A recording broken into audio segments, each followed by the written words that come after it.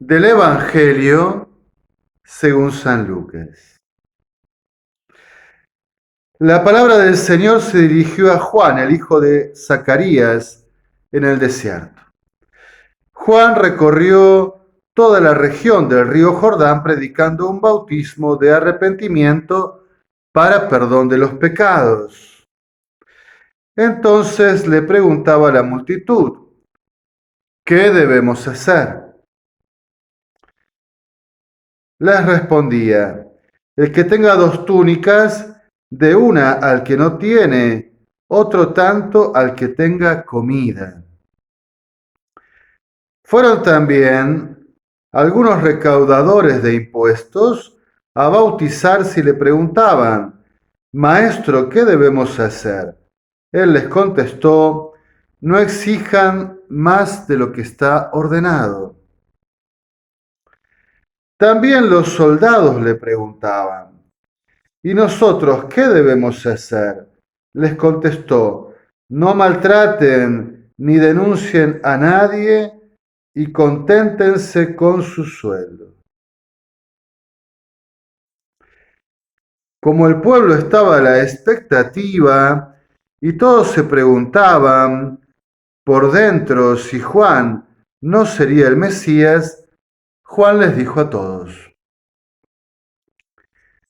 yo los bautizo con agua, pero viene uno con más autoridad que yo, y yo no soy digno para soltarle la correa de sus sandalias. Él los bautizará con Espíritu Santo y fuego. Ya empuña la horquilla para limpiar su cosecha, y reunir el trigo en el granero, y quemará la paja en un fuego que no se apaga. Con otras muchas palabras, anunciaba al pueblo la buena noticia. Palabra del Señor, gloria a ti, Señor Jesús. Hablemos de conversión. Bueno, verán que cambió un poco la escenografía. Ya estoy en la casa de la parroquia de San Antonio de Padua y Nuestra Señora del Valle de Aiguá. Hablemos de conversión. Tercer domingo de Adviento que, por la antífona introductoria de la liturgia, es conocido como el Domingo Gaudete, del gozo, de la alegría. Y de hecho la primera y la segunda lectura que hemos escuchado hoy del profeta y de San Pablo hablan de la invitación a alegrarse en el Señor. El Evangelio nos presenta la figura de Juan el Bautista, al cual le llegó la palabra del Señor en el desierto. El desierto justamente que es el lugar del silencio, de la escucha, de la purificación, de la conversión, de la fidelidad, de la batalla con los demonios, donde se forja la disponibilidad, la tesitura necesaria para celebrar la alianza y sostenerla. El desierto, lugar de gracia, de conversión y de alianza esponsal con Dios. Allí, el profeta Juan el Bautista escucha la palabra y comienza a predicar un bautismo de conversión para perdón de los pecados. Hablemos de la conversión. Lo primero que tenemos que decir es que para convertirse tiene que haber preguntas, búsquedas, expectativas. Solo puede hacer un proceso de conversión aquel que está dispuesto a cambiar, que necesita cambiar, que quiere cambiar. Si está satisfecho con su vida como la está llevando, si no quiere dejarle a Dios un espacio de iluminación y una palabra de orientación, si está como encerrado y obstinado en su forma de vivir, no hay conversión que sea posible. Por lo tanto, Juan el Bautista va a establecer tres diálogos con tres grupos que tienen expectativas, que están preguntando. Y la pregunta es muy interesante, es ¿qué debemos hacer? O sea, realmente estas personas comprenden que para convertirse hay cuestiones muy concretas, hay acciones, hay prácticas, hay una conducta de vida que tienen que modificar. Que la palabra de Dios, que la alianza con Dios le va a pedir transformar en acciones concretas sus deseos, sus expectativas, sus búsquedas de alianza con Él.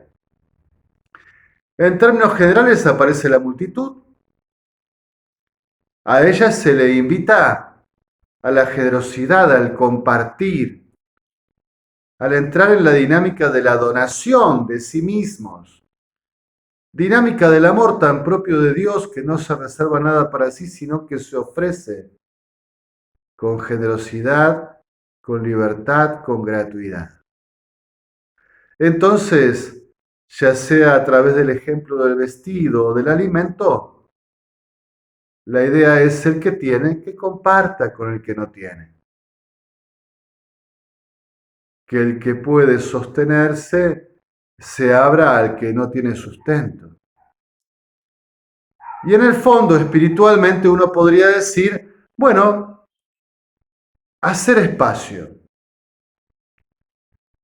Salir de una dinámica posesiva, como de agarrar todo y tenerlo solo para mí, a una dinámica de la apertura, de la donación. Por lo tanto, se está diciendo, como a veces me gusta decir, en el lenguaje un poco de San Juan de la Cruz, hay que quitar los pegoteos a lo que estamos aferrados. Hay cosas que realmente nos es tan difícil entregar, ofrecer. Bueno, generar espacio para que Dios encuentre disponibilidad. No es posible convertirse si uno tiene todo el corazón ocupado y toda la vida diseñada con la propia voluntad del propio arbitrio y sin lugar para que Dios diga nada.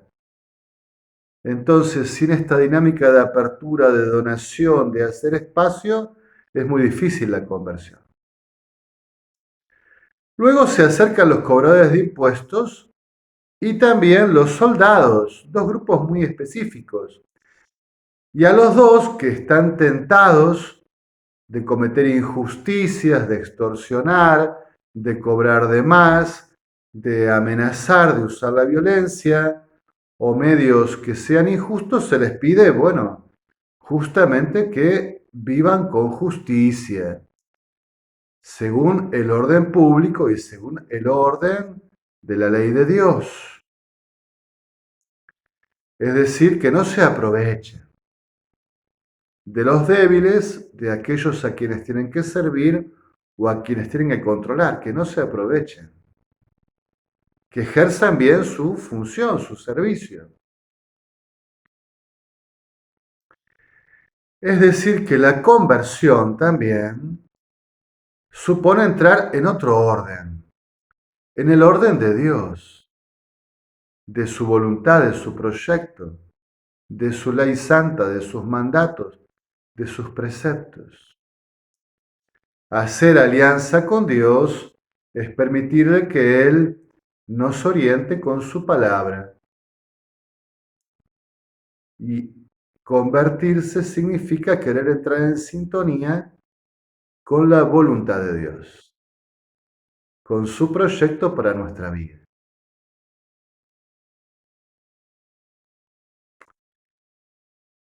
Hablemos de conversión. Realmente parecería que este tema está distante de las primeras lecturas y de este domingo gaudete dedicado a la alegría. Y todo lo contrario. La conversión es una inmensa alegría.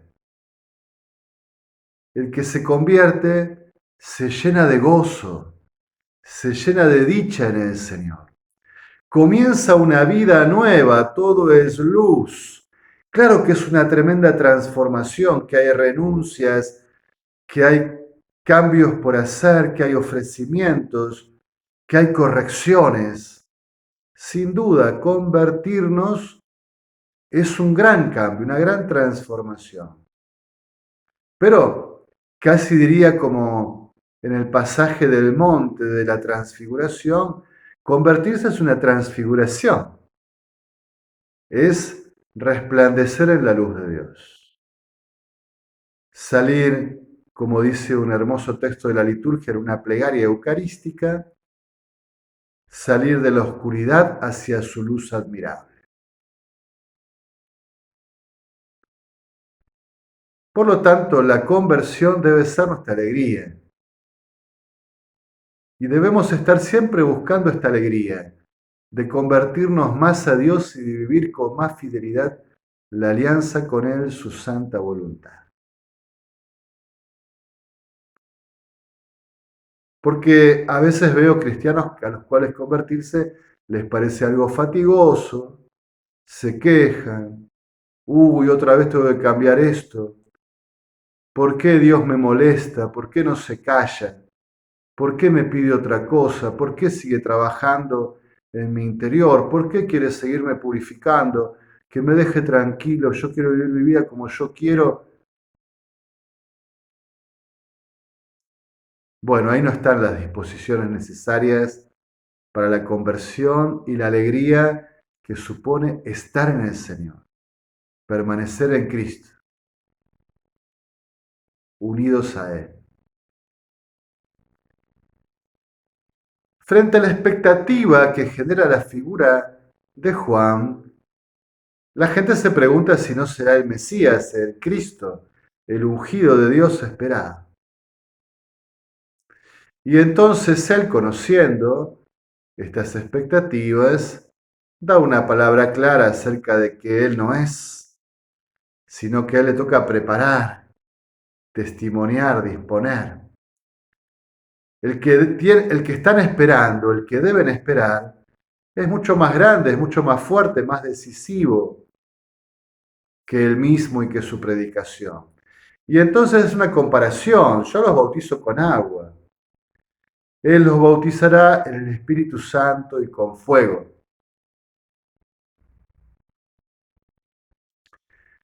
Hablando de la conversión, a veces yo digo que puede haber como dos niveles de conversión. Una conversión cosmética y una conversión estructural. Y pongo la imagen de una casa. Una casa, puede renovarla, ¿eh? Puede restaurarla o puede reambientarla, ¿no? Y entonces cambiando muebles de lugar, comprando muebles nuevos, poniendo otros cortinados, cambiando los colores, algunos cuadros, algunos detalles, renovar la casa por dentro y pintar el frente y hacer arreglos, ¿no? Y entonces uno realmente parece que tiene una casa nueva, pero es una casa renovada. Es la misma casa. Estéticamente luce distinta, pero su estructura, sus cimientos son los mismos. A veces nosotros hacemos conversiones apenas cosméticas, ¿no? Practicamos algunas devociones, incluimos en nuestro horario de vida ir a misa los domingos, confesarnos quizás una vez al mes, ir a tal grupo parroquial una vez por semana. Bueno, pequeñas cosas y pensamos que llevamos una vida nueva. Pero en realidad estamos como renovando la vida, ¿no? Restaurando, renovando, haciendo algunos cambios que todavía no tocan los cimientos. Porque todavía gran parte de la vida es nuestra. Nosotros vivimos nuestra vida y en nuestra vida le damos algunos espacios al encuentro con Dios. Es una renovación, un darle un aire nuevo. Ahora, una conversión estructural supone una casa nueva. Volver a poner cimientos o recimentar. Inclusive dejarle a Dios que retoque la estructura, Quiere demoler una parte de la casa, que la demuela. Quiere construir más espacios, que lo haga. La casa tuvo un proyecto original rectangular y Dios quiere un hexágono, que haga el hexágono. Supondrá recimentar, columnas nuevas, espacios nuevos, y será realmente una casa nueva porque ha sido tocada estructuralmente. Quiere hacer que la cocina esté en otro lugar. Quiere cambiar el dormitorio de espacio, de orientación.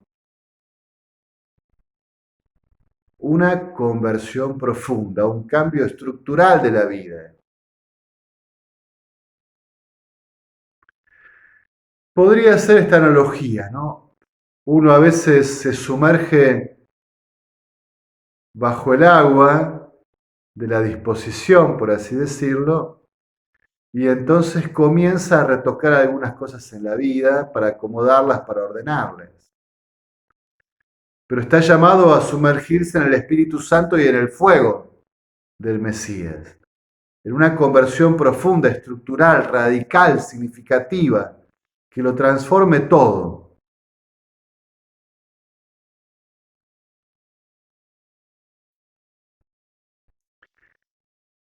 Hablando de conversión, podríamos preguntarnos a qué estamos dispuestos en el encuentro con Dios.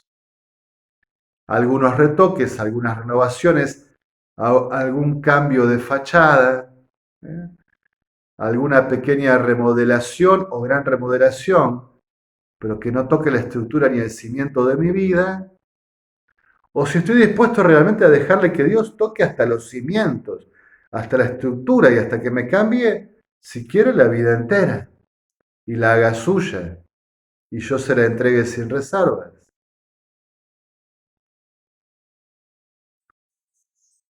Evidentemente en esta analogía está el tema del amor, porque la alianza es cuestión de amor. Dime cuánto te sientes, te sabes, te experimentas amado, dime cuánto lo amas y te diré cuánto cambiarás. A mayor amor, mayor transformación. A menor amor, apenas retoques. Juan el Bautista continúa hablando de un juicio, ¿no? Que el que viene con el Espíritu Santo y el fuego, bueno, tiene los elementos necesarios para cosechar lo que ha dado fruto y tirar el resto al fuego, donde se quemará. A veces hemos escuchado que esta idea del juicio que tiene el Bautista, Jesús la contradice y que Jesús viene con una mentalidad, una óptica distinta a la del Bautista. Y esto es un error. La diferencia no es sobre el contenido, sino sobre el tiempo, sobre el proceso. Esta idea que tiene el Bautista y que le parecía inminente, en la predicación de Jesús se vuelve una mirada escatológica hacia el final de los tiempos, el final de los tiempos de la propia vida o hacia el final de la historia, la parusía, la segunda venida en gloria o la muerte personal. Allí experimentaremos este juicio de Dios donde realmente se distinguirá el amor con el que hemos vivido. Estoy grabando este video justamente en la memoria de San Juan de la Cruz, lo cito por segunda vez, en el atardecer de la vida seremos examinados en el amor. Bueno, será sobre eso. Con cuánto amor de donación, de entrega, de ofrenda hemos vivido, o si solo hemos cultivado el amor propio, encerrándonos en nosotros mismos y sin poder entrar en la apertura de la comunicación, de la adoración, de la ofrenda y de la comunión con otros, con Dios y con el prójimo. Pero este juicio, este fuego purificador, se adelanta, se hace presente en el tiempo en la Pascua de Jesús. Cuando Él asume sobre sí nuestros pecados y se ofrece para rescatarnos. Él es el siervo sufriente, es el cordero inocente y sin mancha, es la víctima ofrecida que nos trae la paz, que genera la posibilidad de la reconciliación. De alguna forma, este fuego purificador, Dios lo asume en su Hijo, en el Verbo encarnado, sobre sí mismo. Carga sobre sí nuestras culpas. Es el modus operandi de Cristo, de Dios. Asume lo nuestro y lo transforma en una vida nueva, poniendo el cuerpo, como se dice, ¿no? en su propia persona,